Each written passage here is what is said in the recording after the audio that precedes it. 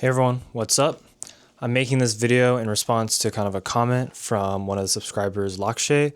He was asking more if I could elaborate maybe on the Stanford side of things and maybe talk a little bit about how stuff works at school with startup and the kind of the different opportunities there. So I just wanted to get into that a little bit too. And if any of you guys watching this want me to do a different video and you have any questions, just leave them down below. I'm more than happy to kind of do videos if you guys have any extra questions or comments. So really at Stanford right now with AI and everything going on, it's a really, really hot place. Obviously the Bay Area, heart of Silicon Valley.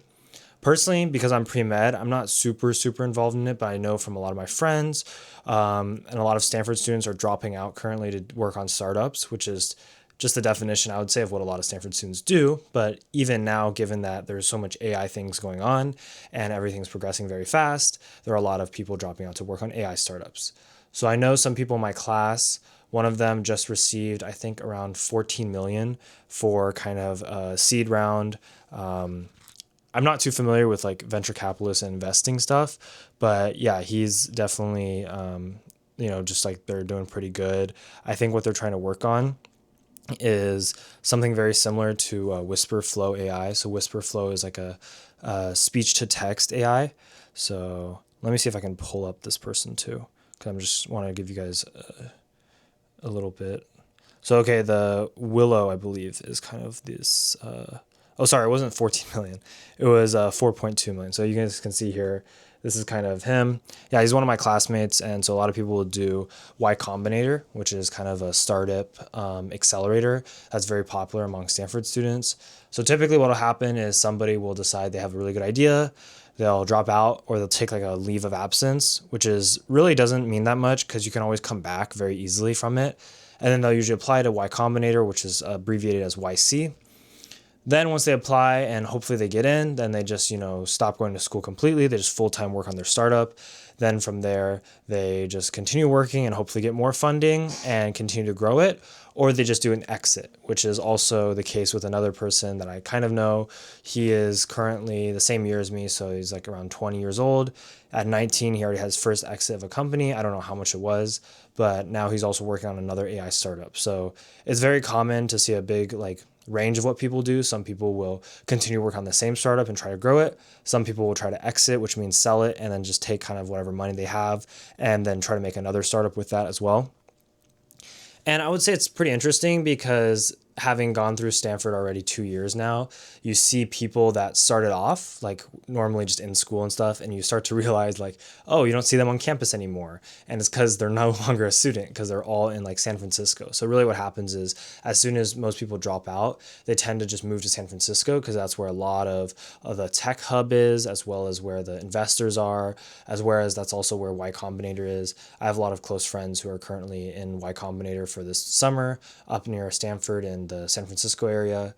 So yeah, it's definitely a very big time. And I also think that there's a little bit of a problem in my case. Like I've been to a couple conferences, so I've talked to some investors.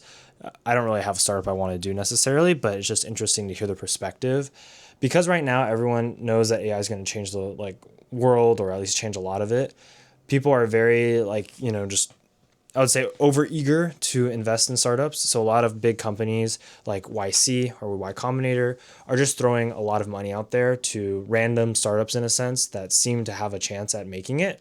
And as a result, you have a lot of startups who are doing very similar things. Like if you look back at the dot-com bubble, I wasn't alive back then, but I had my parents were, and I've heard stories about it.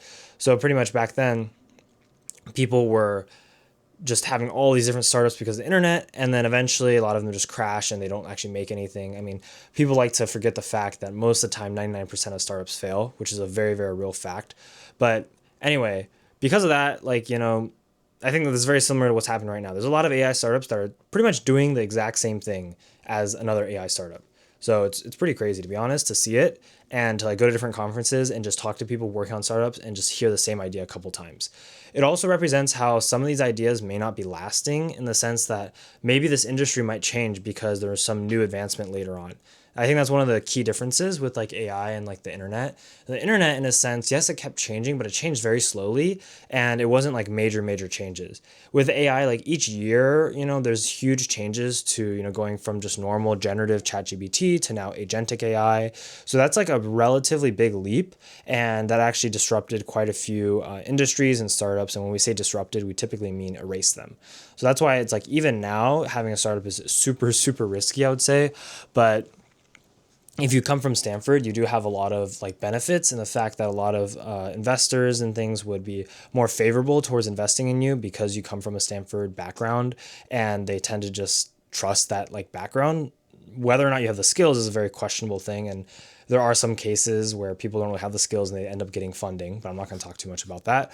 And that's why I think right now there's just a lot of stuff going on, and I don't know if it's really like for good or for worse, but I'm just glad I'm really not a part of it, and I can just focus on whatever I'm doing and just focus on continuing studying and preparing for like my career in medicine, knowing that AI is probably going to change medicine quite a bit, but also that I'll be like ready for that, and also just kind of growing kind of the social media aspect of it too, and just really focusing a lot.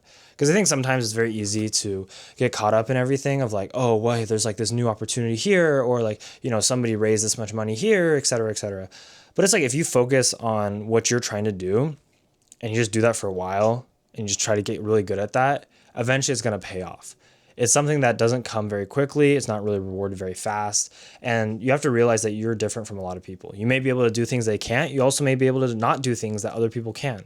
So it's very difficult if you try to compare to somebody because they may have a lot of experiences you don't have, and you may idealize their life without seeing the really hard parts. A lot of people think, oh, once you get like, the money for the startup, everything's good. It's not really the truth, right? I've talked to a lot of people. They say like actually the investors have a majority of the say in your startup. Actually, they can tell you to change what you're doing or work on other things. So you don't really have as much freedom as you think. And then later on, maybe it gets so big to the point you just have to continuously work 7 days a week, 14 hours a day. And that's fine for like a couple months, but you're talking about like 6 months on end with maybe another year in the backlog. Like it's up to you if you want to continue doing that. And that's really, if you're really passionate about something, go ahead. But again, at the same time, even at that level, your startup could just like disappear overnight as well, just because the industry constantly changes. So I think hopefully that gives you a little bit of insight into what's like being at Stanford during this time, because there's so much stuff going on and there's a lot of people involved in that startup scene. And yeah, if you have any other questions or you want me guys to talk about anything else, just put them in the comments below. Make sure you guys subscribe for more videos like this. And yeah, shout out Lakshay. I'll hopefully be doing a lot more kind of subscriber specials if you guys are like commenting and want to see something else. But yeah, see you guys.